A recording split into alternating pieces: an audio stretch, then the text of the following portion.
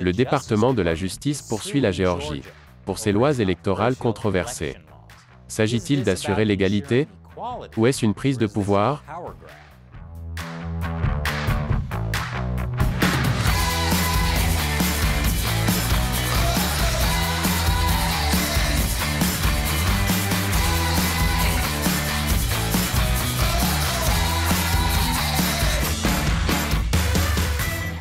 Bienvenue à l'émission Amérique dévoilée, je suis Chris Chappell. Il y a beaucoup de choses dont on ne peut s'empêcher de parler en Amérique.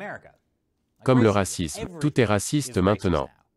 Y compris la nouvelle loi électorale de Géorgie, aussi connue sous le nom de SB 202.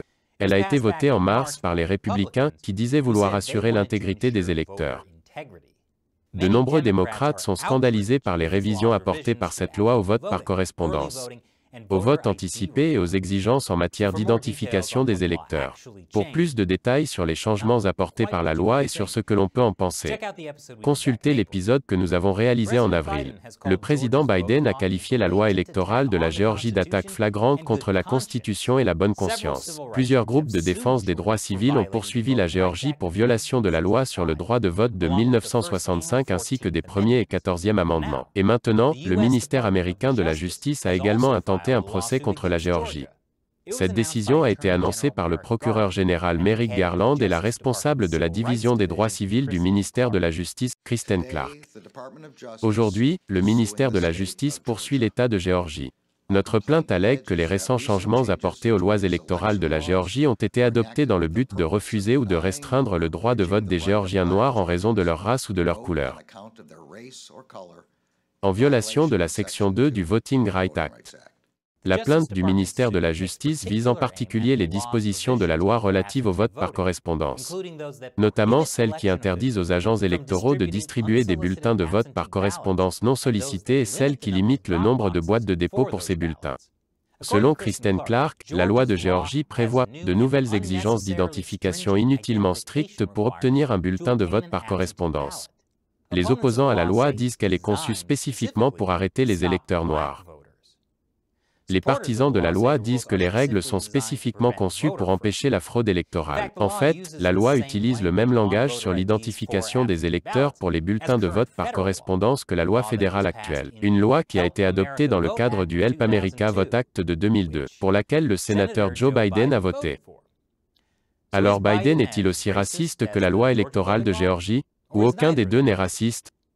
Je n'ai pas de bonne réponse à cette question. Pendant ce temps, le ministère de la Justice est dirigé par Merrick Garland. C'est un libéral qui a été nommé à la Cour suprême par le président Obama en 2016, mais dont la confirmation a été refusée par le Sénat à majorité républicaine. Mais ensuite, en 2021, le président Biden l'a nommé procureur général, et le Sénat, qui est maintenant dirigé par les démocrates, l'a confirmé facilement. Maintenant, je ne dis pas que Merrick Garland a une dent contre les républicains, parce que l'attaque du ministère de la Justice contre la loi électorale de Géorgie est peut-être plus importante que cela. C'est peut-être une tentative de donner au gouvernement fédéral un pouvoir permanent sur les États. Je vous explique après la pause. Bon retour parmi nous. Lorsque Merrick Garland a annoncé que le ministère de la Justice poursuivait la Géorgie, il s'en est pris à une décision de la Cour suprême de 2013 qui retirait au gouvernement fédéral le pouvoir d'opposer son veto aux changements dans les politiques de vote des États. Il y a 8 ans aujourd'hui, la Cour suprême rendait sa décision dans l'affaire Shelby County versus Holder. Avant cela, le ministère de la Justice disposait d'un outil inestimable qu'il pouvait utiliser pour protéger les électeurs contre la discrimination. La section 5 du Voting Rights Act. En vertu de cette section, tout changement concernant le vote dans une juridiction couverte ne pouvait être appliqué à moins que la juridiction ne prouve d'abord au ministère de la Justice ou à la Cour de district des États-Unis pour le district de Columbia que le changement proposé ne refusait pas ou ne restreignait pas le droit de vote pour des raisons de race, de couleur ou d'appartenance à un groupe linguistique minoritaire. La loi sur le droit de vote a été adoptée en 1965 en réponse à une longue histoire de discrimination raciste en matière de vote. La section 5 était destinée à faire appliquer le 15e amendement qui interdit la discrimination électorale. Cependant, elle était censée être temporaire. Elle a été renouvelée 4 fois. La dernière fois, c'était en 2006. Et puis en 2013, la décision de la Cour suprême dans l'affaire Shelby County versus Holder a pris la décision finale de se débarrasser de la section 5. La Cour a statué que les États ayant un passé de discrimination électorale n'avaient plus besoin d'obtenir l'approbation fédérale pour modifier leurs procédures électorales. La Cour a déclaré que la section 5 était fondée sur des statistiques obsolètes et des pratiques discriminatoires qui ont déjà été éradiquées. Et que les États-Unis n'ont plus la discrimination, omniprésente, flagrante, répandue, et rampante, qui était courante dans le Sud il y a plus de 50 ans. Par exemple, aujourd'hui, il n'y a pas d'impôt sur les votes, pas de test d'alphabétisation.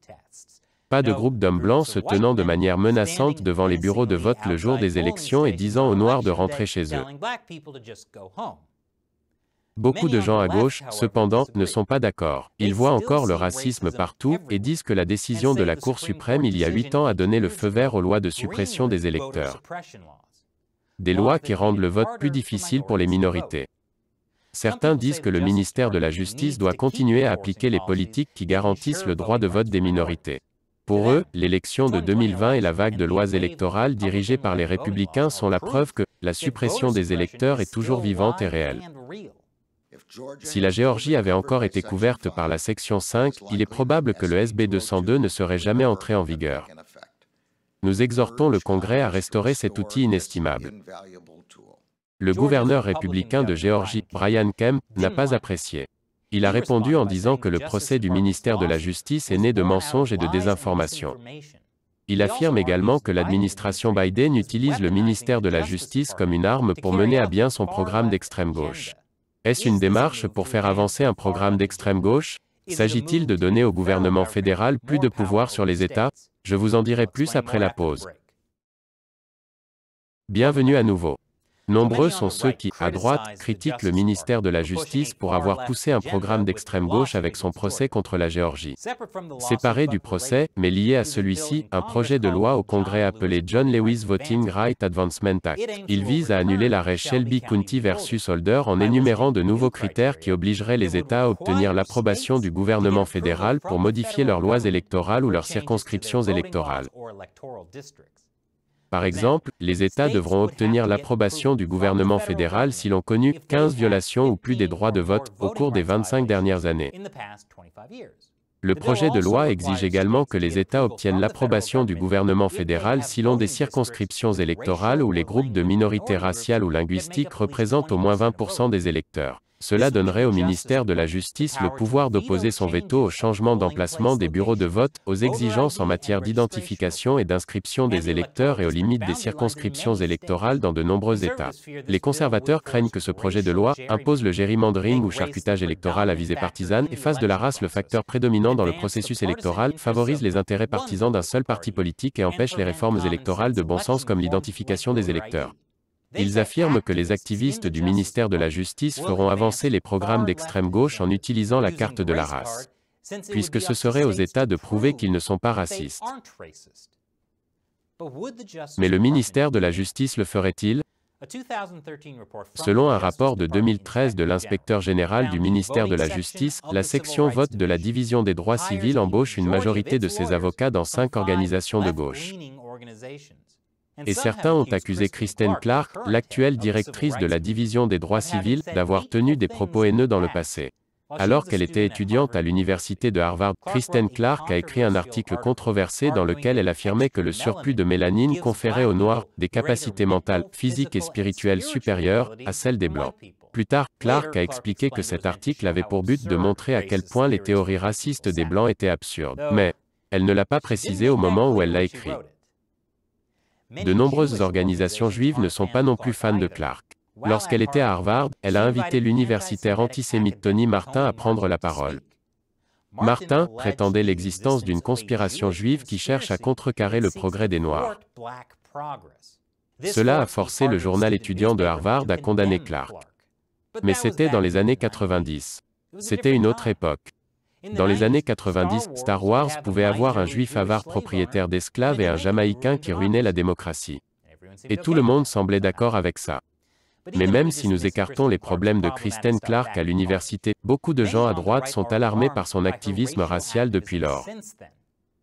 Selon un fonctionnaire du ministère de la Justice, alors qu'elle dirigeait le NAACP Legal Defense Fund, Kristen Clarke a demandé au ministère de la Justice d'abandonner les poursuites contre un responsable politique noir pour violation de la loi sur le droit de vote, alors même qu'il pratiquait la discrimination raciale à l'encontre des électeurs blancs du Mississippi. Elle a également fait pression sur le ministère de la Justice pour qu'il abandonne les poursuites contre 2 membres du New Black Panther Party qui intimidaient des électeurs de Philadelphie. Le fait qu'elle soit à la tête du ministère de la Justice incite certaines personnes à penser que ce dernier se pliera aux agendas de la gauche. Mais comme je l'ai dit, le plus gros problème est peut-être que le ministère de la Justice veut avoir le pouvoir sur les lois électorales des États. Si ce projet de loi passe, il donnera au gouvernement fédéral beaucoup plus de pouvoir. Et les gens de gauche devraient s'inquiéter de cela aussi. La prochaine fois que quelqu'un comme Donald Trump sera au pouvoir, la personne qu'il choisira pour le ministère de la Justice sera en mesure d'empêcher les États de modifier leurs lois. Alors qu'en pensez-vous? Laissez vos commentaires ci-dessous. Et n'oubliez pas que le programme Amérique dévoilée est principalement financé par les contributions des téléspectateurs. Soutenez-nous avec $1 ou plus par épisode en vous rendant sur le site internet patreon.com/americauncovered. Une fois encore, je suis Chris Chappell. Merci pour avoir regardé l'Amérique dévoilée.